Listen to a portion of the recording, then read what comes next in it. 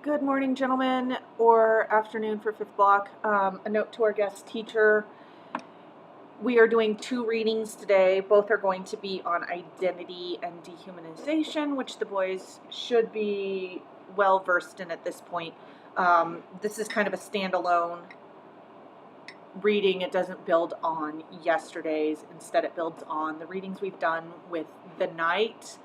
The readings will be the links to the readings, in case you need to print them, in case they've gotten misplaced or you can't find them, are going to be, a link will be provided in the video description so that you can print them if you need to. They are also in the black hanging folders at the front of the class. The ELD one, I believe, is kind of clipped up with clippies. Sorry, my adjectives suck today.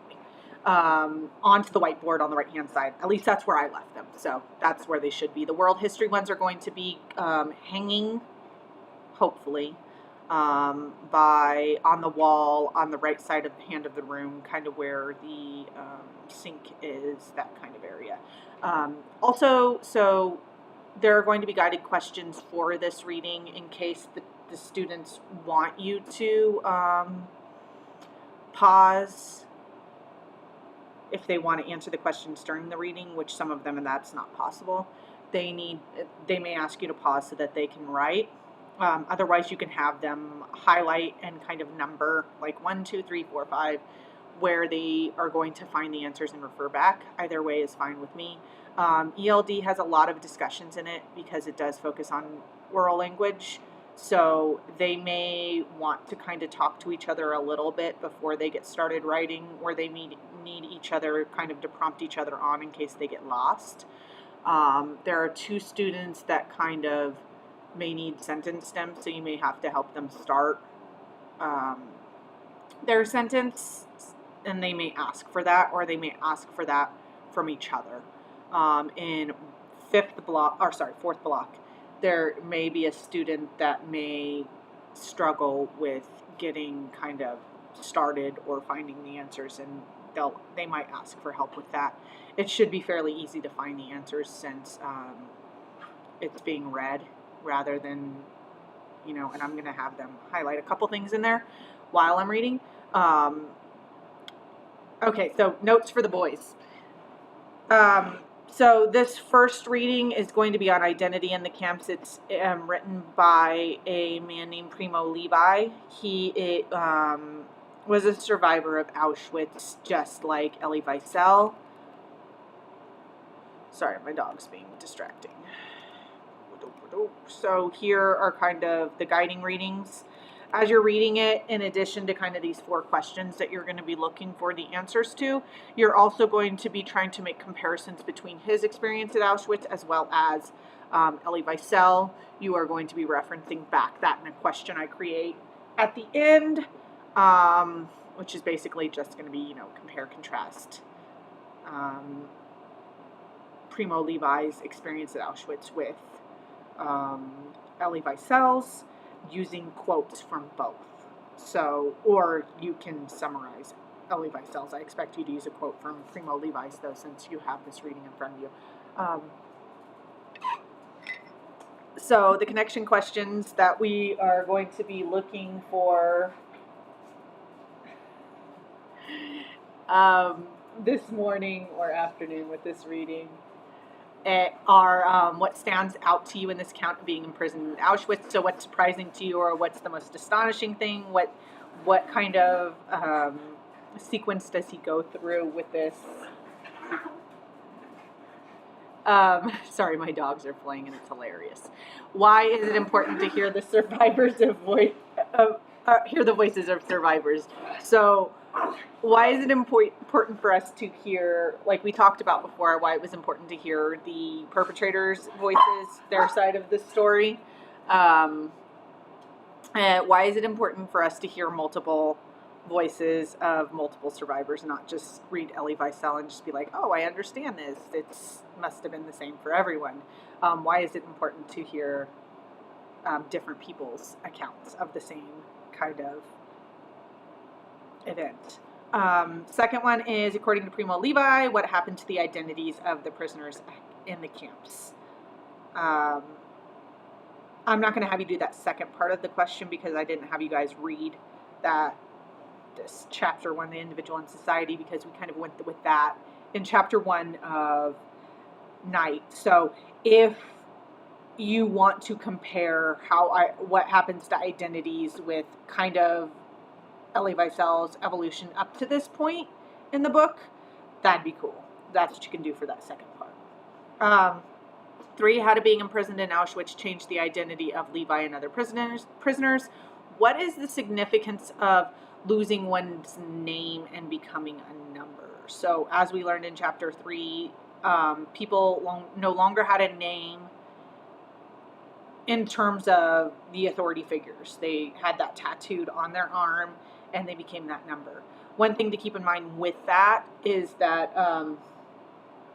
in Judaism, you're not allowed to get tattoos because there is this belief that after resurrection, so after when people are all called to go to heaven, they actually go in their own physical bodies. So since humans are made in the image of God, they should not mark their bodies. Oh, we are being ridiculous. I need to close my door 1 second.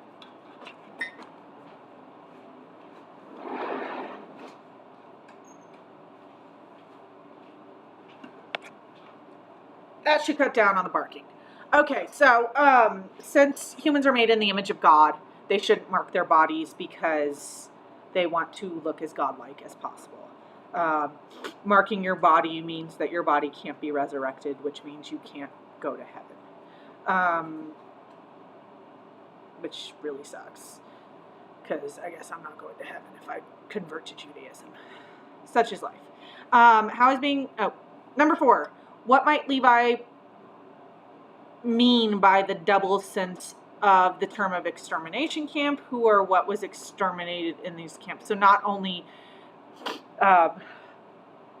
their lives were extinguished or exterminated, but something else is exterminated as well. And when you answer that question, you're going to say, what Levi means by the double sense of extermination camp is that not only are human lives extinguished, but also blank. So that'll be your sentence stem. Who or what was exterminated in these camps? That's kind of answering the same question, so it's being redundant there. However, I want you to use a quote for this one. So you want to make sure that after you say what is being exterminated at these camps, not just human lives, but also this, you also want to say, like, your stem could be Levi explains that this is also being exterminated when he says blank. Knock it off, dude. You're being annoying. Come here. Come here. Okay, I'm going to get rid of my voice and, I'm sorry, not my voice, my face. Because it is 8:41 in the morning and it is not pretty.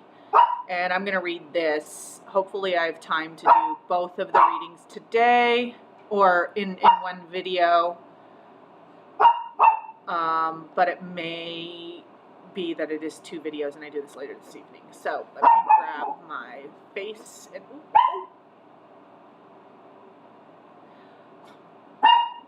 why don't you give me the thing so I can get rid of that? No one wants to see it. All right. Shanti, come here. Come here, Pooh Bear. Come here and sit on my lap so you can stop barking. Sorry guys, I realize that the pause feature makes me have to record the videos all over again, so I'm not doing that because this is literally my second time doing this video, and I've re-recorded another one. So go ahead and follow along on your reading. Make sure you are circling any words you don't know or you are unfamiliar with, and underlining for those key questions or maybe what quotes you're going to use in your answer. So this reading is called Identity in the Camps. Oh, we don't want to do it. There we go. Primo Levi was an Italian Jew who survived Auschwitz. A scientist, He also went on to write powerful poems and memoirs about his experience in the camp. In the following passage, he describes his first days as a prisoner in Auschwitz. So we have read the first days of Ellie, and now we are reading the first days of Levi, Primo Levi. So in a moment, with almost prophetic intuition, the reality was revealed to us that we had reached the bottom. It is not possible to sink lower than this. No human condition is more miserable than this, nor could it conceivably be so. Nothing belongs to us anymore. They have taken away our clothes, our shoes, even our hair. If we speak, they would not listen to us. And if they listen, they will not understand.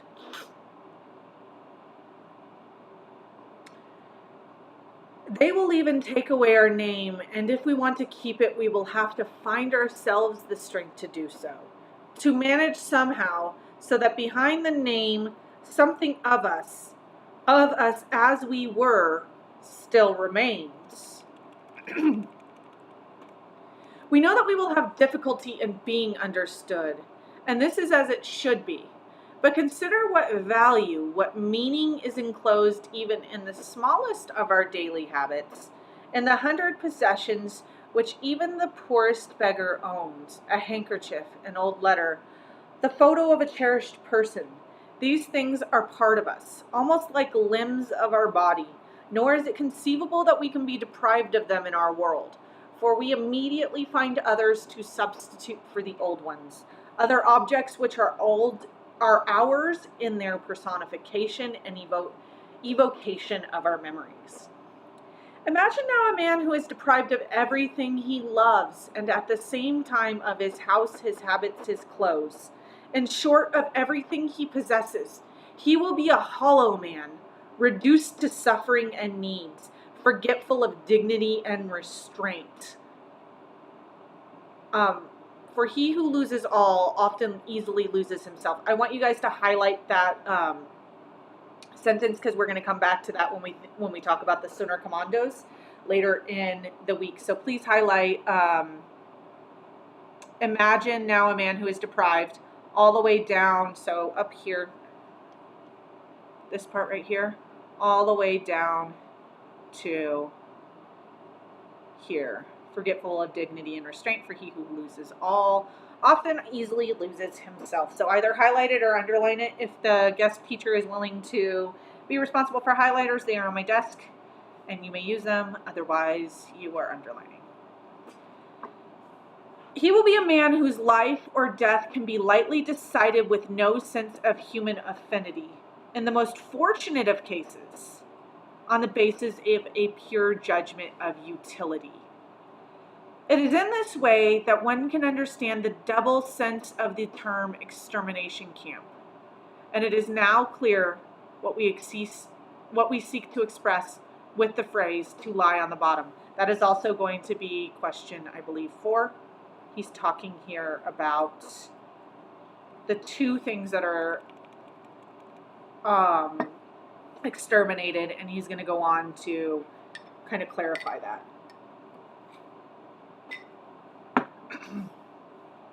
Hoffling, prisoner. I have learned that I am Hoffling. My number is 174517. We have been baptized. We will carry the tattoo on our left arm until we die. The operation was slightly painful and extraordinarily rapid. They placed us all in a row, and one by one, according to the alphabetical order of our names, we filed past, a skillful official armed with a sort of pointed tool with a very short needle. It seems that this is real. This is the real, true initiation. Only by showing one's number can one get bread and soup. Several days passed, and not a few cuffs and punches, before we became used to showing our number promptly enough not to disorder the daily operation of food distribution. Weeks and months were needed to learn its sound in the German language. And for many days, while the habits of freedom still led me to look for the time on my wristwatch, my new name ironically appeared and said, a number tattooed in bluish characters under the skin. So this whole thing is about the dehumanization of losing one's identity. You're going to answer these 4 questions if you haven't already. So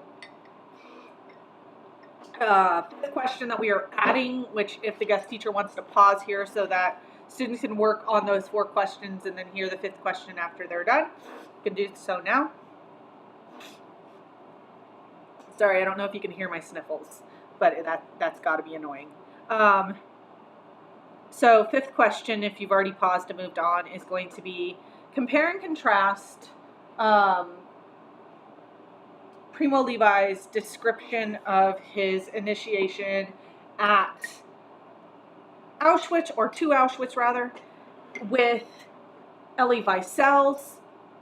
Both of them describe the scene. Elie Wiesel spends less time describing the scene of getting tattooed. I think he gives maybe 2 lines to it. Why do you think Primo Levi focused on this one aspect of his initiation to Auschwitz? Why do you think he did that versus Elie Wiesel, who just quickly, told you he was tattooed and his name was gone? So those 2 questions, compare, contrast, similarities and differences. You can start that sentence with, one similarity between Elie Wiesel's initiation to Auschwitz and Primo Levi's was blank. A difference is blank. Your second question, which was, why do you think Primo Levi focuses so much on the tattoo as a removal of his identity versus Elie Wiesel? Your sentence stem can be,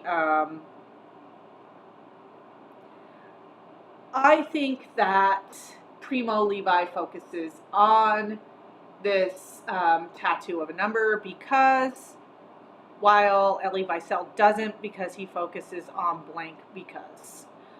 Make sure that you are using a quote from Primo Levi at some point during this. I'm going to put my recording down because I think I'm going to try to finish this recording and I need to blow my nose, so sorry if you hear it.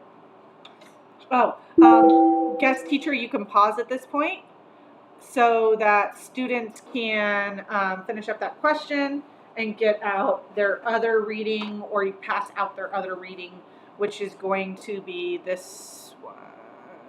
Is that it? Nope, that's not it. It is, oh Lord, it's dehumanization. I'm going to have to search for it. 1 second. Human dignity.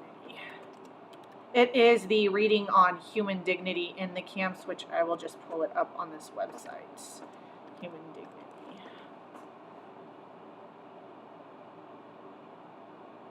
It is also about, so basic feeling of human dignity, that's the next one they're reading.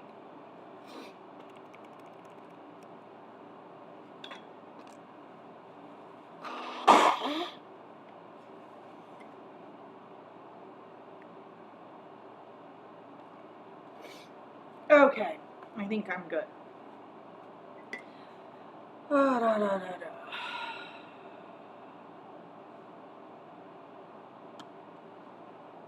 All right, guys, so this reading, A Basic Feeling of Human Dignity, is going to be a reading that a couple diary entries that a woman who survived the Holocaust wrote while she was in Bergen-Belsen, another Nazi concentration camp during the Holocaust. So she had a little bit of a different experience in terms of her initiation. I don't believe she got a tattoo. I could be wrong though. She was placed in a different type of camp where they kept some of the children that they didn't immediately kill. So I don't believe that these children, all of them were Jewish, but they were undesirables in addition to being Jewish, that the Nazis were trying to keep so that they could exchange for German prisoners of war that maybe the Russians or the British or one of the other allies had captured. So they were keeping these children separate and they needed someone to care for them. So some of the Jewish women cared for these children. In addition, I think some of the adults were important.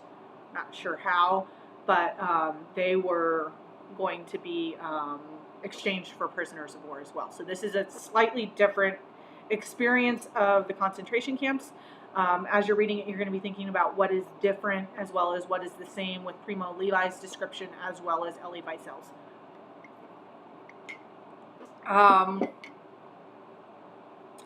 So you're also going to be highlighting or underlining, as the case may be, for these questions. So she refers to dehumanization as a loss of human dignity.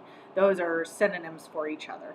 So as you're reading this, what are the conditions that cause a loss of human dignity, or how do the Nazis dehumanize the Jews, make them lose their identity as well as their humanity? You all right? Oh, good boy. So what conditions are necessary for someone to be able to feel a basic sense of human dignity? So what conditions do we need in order to feel human and to have an identity? Sorry. How did Germans deprive those imprisoned in the camps of this dignity? What is most striking to you about Levi Haas's November 8th, 1944 diary entry?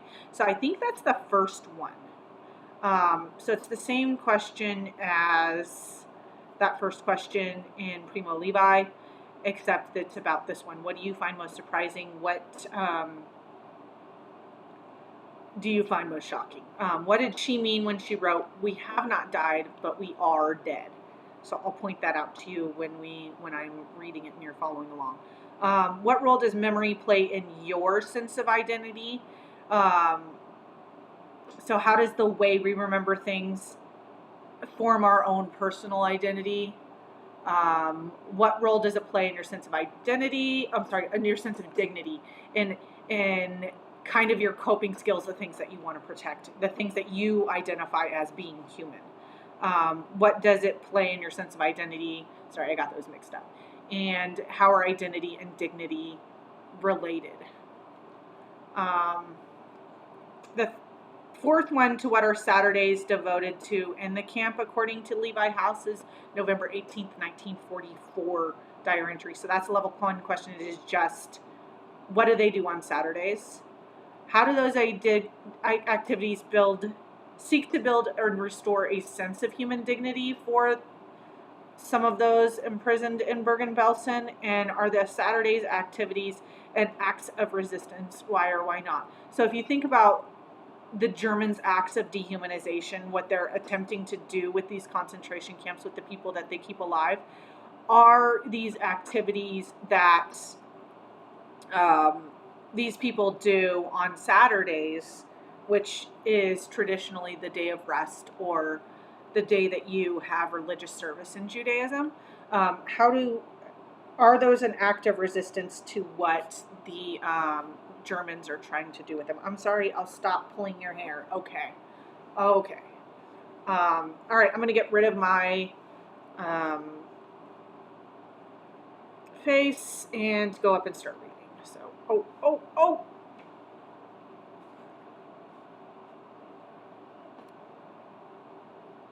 I'm sorry, I'm so distracted at this point. Puppies just distract me.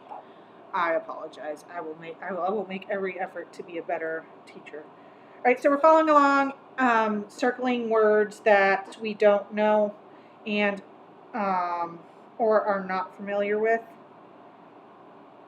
and looking for the answers to those questions. All right, so this one is called A Basic Feeling of Human Dignity. Holocaust scholars believe that the Nazis established more than 40,000 camps and ghettos where they imprisoned millions of people. Some camps were created solely to serve as killing centers. Others were labor camps where the prisoners were forced into slave labor. Still others were transit camps where prisoners were held temporarily before being transferred to other concentration camps or killing centers. While all prisoners in every camp were subject to extreme hunger, deprivation, torture, abuse, and often death, their specific experiences varied widely because of the large number of camps and the variety of purposes they served. Hanna Levi Haas was a Yugoslavian teacher imprisoned in the Bergen-Belsen concentration camp in Germany. She was held in a part of the camp for exchange prisoners that the Nazis thought they might be able to exchange for Germans held prisoner by other countries. The exchange prisoners include many children. Levi Haas wrote in her diary about both the loss of human dignity she and others suffered and how they sought to restore it. November 8th, 1944. I would love to feel something pleasant, aesthetic, to awaken to the nobler, tender feelings of dignified emotions. It's hard. I press my imagination, but nothing comes. Our existence has something cruel, beastly about it. Every human is reduced to zero. Bonds of friendship remain in place only by force of habit, but intolerance is generally the victor. Memories of beauty are erased. The artistic joys of the past are inconceivable in our current state. The brain is as if paralyzed, the spirit violated. The moral bruises run so deep that our entire being becomes atrophied by them. We have the impression that we're separated from the normal world of the past by a massive, thick wall. Our emotional capacity seems blunt, faded. We no longer even remember our own past. No matter how hard I strive to reconstruct the slightest element of my past life, not a single human memory comes back to me. And this is going to be the section where that quote for that one question is, so you want to make sure that you are underlining this paragraph. We have not died, but we are dead. They've managed to kill us, not only in our right to life in the present, and for many of us, to be sure, the right to a future life. But what is most tragic is they have succeeded with their sadistic and depraved methods in killing in us all a sense of human life in our past. All feeling of normal human beings endowed with a normal past, up to even the very consciousness of having existed at one time as human beings worthy of this name. I turn things over in my mind. I want to. I remember absolutely nothing. It is as though it wasn't me. Everything is expunged from my mind. During the first few weeks, we were still somewhat connected to our past lives internally. We still had a taste for dreams, for memories, but the humiliating and degrading life of the camp has so brutally sliced our cohesion that any moral effort to distance ourselves in the slightest from the dark reality around us ends up being grotesque, a useless torment. Our soul is as though caught in a crust that nothing can soften or break. So go ahead and go back and make sure that you have underlined anything that you find the most shocking, so that you can answer question 2, I believe it is. So, second diary entry.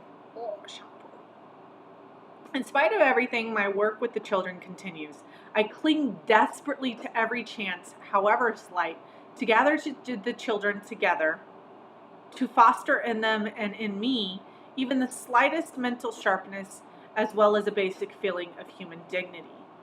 It was decided in the camp that Saturdays will be devoted to children's entertainment, mostly of a religious nature.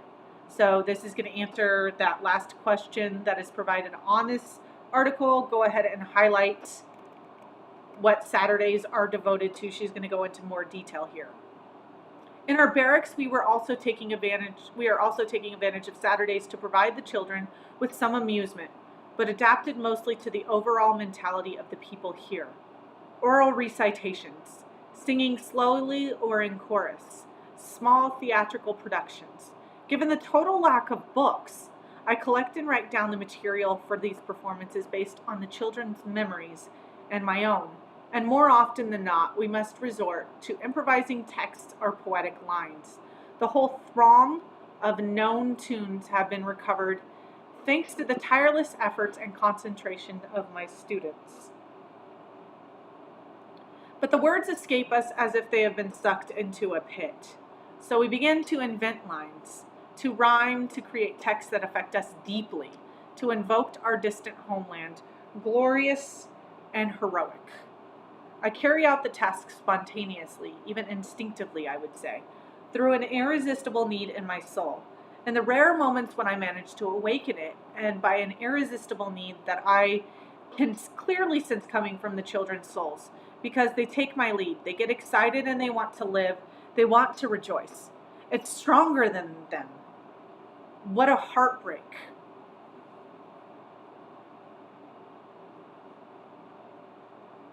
Oh, no, I wanted to talk for a second. Sorry.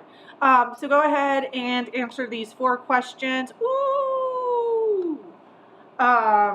These 4 connection questions if you haven't already. In addition, you are going to answer a 5th question. You are going to compare Levi Haas's description of the camps with Elie Wiesel's and Primo Levi's. So what is the same and different about her descriptions? What is her focus in this? And that's kind of where you can find the similarity. And, you know, what are the differences? Because this reading, she focuses on something entirely, she focuses on identity and kind of creating a sense of identity through this, feeling of dehumanization or this act of dehumanization by the Germans. But she does it in a very different way. She has a very different focus than, or a very different way in doing it than, say, Primo Levi or Elie Wiesel. And you can easily kind of contrast them, what her experience was and her focus versus the 2 men. Okay, I'm going to go ahead and click stop. You gentlemen have a beautiful day, and I will see you next week. Or you will see me tomorrow, and I will see you.